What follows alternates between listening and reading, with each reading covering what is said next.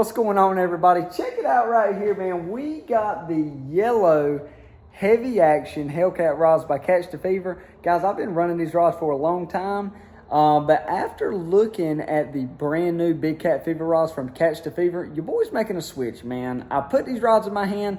They're absolutely beautiful. They run with the boat very well as far as color scheme. I got some gray braided fishing line, guys. We're about to really turn this thing up a little bit. So, guys, take a look. The yellow Hellcat rods right here, running them all year round, guys, making a switch. So watch the video. Let me know what you guys think. We're going to convert on over to the Big Cat Fever rods. Here we go. All right, y'all. So the very first part for me, since I'm changing the line out as well, guys, I got to go through all 10 of these rods. I'm using pin fathoms with some Hercules braided line here. And it's got to go, man. It's got to go. Got some new line, new rods. We're going to tune this thing up a whole lot. So here we go. Let's go ahead and take all the line off. That's the very first thing we need to do.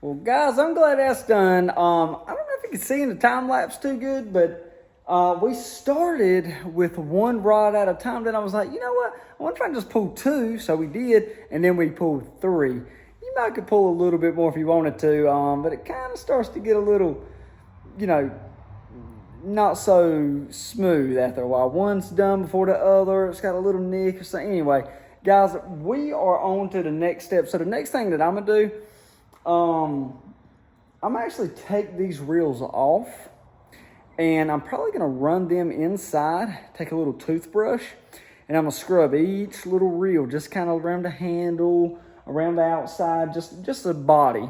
And then we're going to come back in here, and we're going to go ahead and grease up the worm gear a little bit and add a little bit of oil. But guys, I think we're on to the next step. We're also going to replace the pawl. Now the pawl is a little metal gadget that goes on these level winds, and that is what keeps the pawl stays in the worm gear track. So when you're reeling, that keeps the level wind going left and right. Okay, so after you use these reels a long time, especially if you use heavy line like I do, you can really wear those things out, especially cranking hard. Maybe your reels were frozen and you cranked through them, and just using them over time, they just wear down like anything else. So what we're going to do is scrub the reels, re-grease them, and change those pawls out. So I'm going to show you guys exactly how I'm greasing them and how I change those level wind pawls out, guys. Okay, so check this out. Guys, look how bad my reels look. Oh my goodness, I have really caught some fish and tortured these things, huh? Anyway, maybe I haven't even caught any fish. Maybe I'm just good at just throwing my stuff around.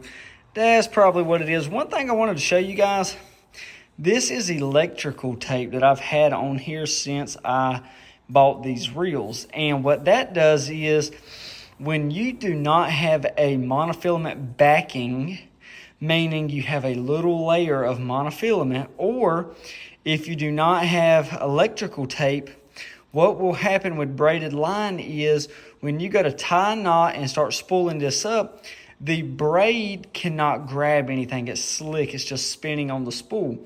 Now, some of these reels, and I don't even think these have it. Some of them have like a little nipple that will catch it and prevent that. But for me, I like to put some electrical tape.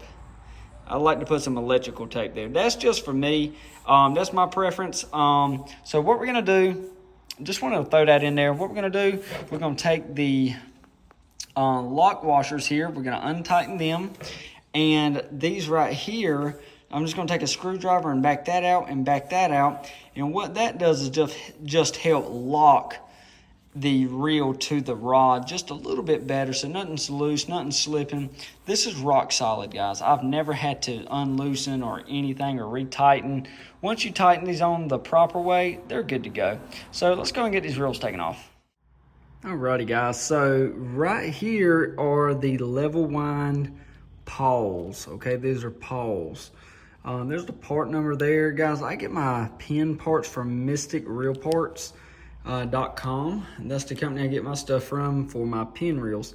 So here's the parts. Now, each one of these guys are like, I don't know, maybe $2 a piece, $2 or $3. So it ain't too costly to do all of them, but if you got 10, you're looking like $30 plus shipping probably. But honestly, for my reels to work properly, sometimes I just like to change them out. So guys, I'm gonna show you how it's done. So now that we've got our reels somewhat cleaned up, a lot better than they were, we're out here at the shop, and you see right here, there's a cap. You see the threads? That cap screws on here, okay, to kind of protect the pawl and keep it pressed tight on the worm gear. That right there is the worm gear inside, okay? So what I've done is I've went ahead and took the cap off, just like that. I'm setting it over there, and the pawl, you can see I've already got it somewhat loose. And the best way to do that is to take and just wiggle this around, reel this around a little bit, and kind of just break it off of the worm gear. Now, if you've got a pair of needle nose pliers, I've got a pair right here. And what you can do is simply take the pliers, squeeze it over the pawl, and kind of pull it out like that right there. Try that one more time. Yep, and then see it comes right out, kind of like a tooth, right? Kind of like a tooth. So simply, we'll set that one to the side, and we'll set this down here for just a second. So here's our bag of pawls, okay? Here's our bag of pawls. So here's a brand new one. Here's a brand new one. So absolutely, guys, once you get these put in, you're gonna want to make sure that you take some grease and grease lightly this worm gear. So pretty much, you're just gonna take your pawl, and you're gonna stick it right in, and kind of just move it around a little bit, see if it'll fall into a track. There you go. And just start, you know, reeling a little bit, and it'll kind of find its way in that track. Very easy. You'll come back here once you've got that in there. And guys, I hope this is easy to see. But if it's not, well, I think hopefully you can get the idea. So what you'll do is you make sure that cap's started pretty good. You'll kind of, like I said, move that out of the way so you can get your screwdriver back here, and then you'll just tighten this down. Tighten it on down, just like that. Just like that. You got to torque it down or anything, but just a little snug. And guys, there it is. So now the pawl is in the worm gear perfectly, and it's smooth as butter. Smooth as butter. So guys, we're gonna go ahead and get through all 10 of these, and then we'll grease them. So now we've got the new pawl in every single one of these. Very smooth already. Now guys, keep in mind, I already have a little bit of grease in my reels. I wish you guys could see a little better. It's already kind of greasy in there, but I did want to show you what we are using. This is pin grease. And what you're gonna want to do is just take some of this grease, and like I said, not a whole lot. And kind of just work some in that gear, and kind of just work it in a little bit, you know? Kind of work it in just like that a little bit, maybe put a little bit more here and there. You don't want to overdo it, but you definitely want it greased up pretty good. And guys, that's honestly it. Good maintenance there. It's not the cleanest job ever in the world, but that's it, y'all. It's pretty simple.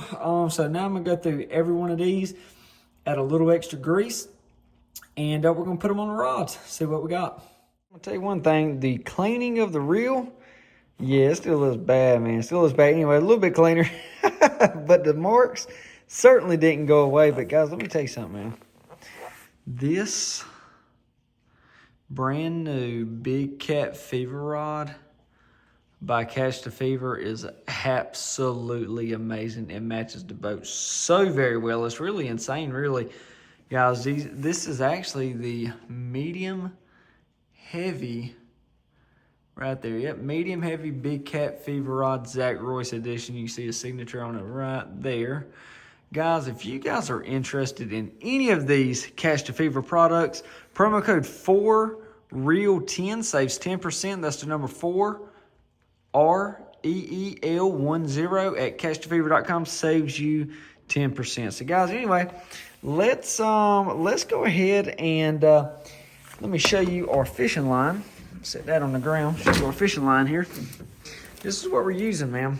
We got some gray 150-pound Hercules braided line right here that we're going to use. 150 pounds, definitely overkill. But I also don't have the fish broke my line stories neither. So, honestly, you could probably be okay with like 100 pounds. Honestly, but I fish a lot of rivers with a lot of heavy cover, rocks, things like that. So, 150 just works for me. So, guys, let's spool it up and see what we got. But before we start, if you don't know, maybe you're watching this and you don't know how to spool up line or anything. Braid works just like mono, okay? It's the same thing. You simply tie a knot onto your spool. You're going to want to run your line through the top of the level wind, through the top, and then around your spool and tie a knot. And then you're pretty much good to go. Just remember, the most important part, the main difference is it's slick. You can see there that I have electrical tape, and that gives a grip for the braid to glide back and forth on, so it does not slip on the spool. So if you just tie it straight onto the spool with nothing, it will slip, and you'll be like, why is the whole spool just spinning? Why isn't it staying tight? What's going on? And that's what it is. I've actually had to learn that the hard way. If you don't want to use electrical tape, you can use monofilament. Any pound test, it doesn't matter. It's just a backing, So anyway, guys, let's get started and see what our finished product looks like. Super excited.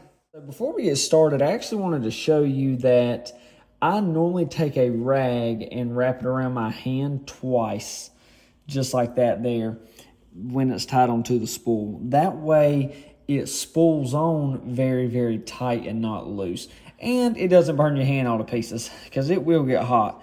So anyway, let's get started and see what we end up with. That is honestly incredible, man. Incredible. Y'all, look just how good. Let me step back just a little. Look at that, guys. Look how the boat, the rod holders, the rod, everything matches so flawlessly, man. Super, super excited about this. And listen, I appreciate you guys watching. Consider subscribing to the channel. Leave some comments. Let me know what you guys think. I appreciate you guys and all that you do here for 4 Reel Fishing. I really, really hope that at least one person found some value out of this video, man. I really, really do. Guys, thank y'all so very much. If you do like content like this on little how-tos and just following the journeys and updates and things like that, let me know, man. I really, really want to learn what to post for you guys. So, man, thank you guys so very much. Thanks for watching. Consider subscribing. Let me know if you got any questions or concerns about anything at all. I'm here to help you. Remember, promo code 4REEL10 saves 10% on all products from Catch to Fever, guys. Thank you guys so very much. Have a great day, and we'll talk to you next time.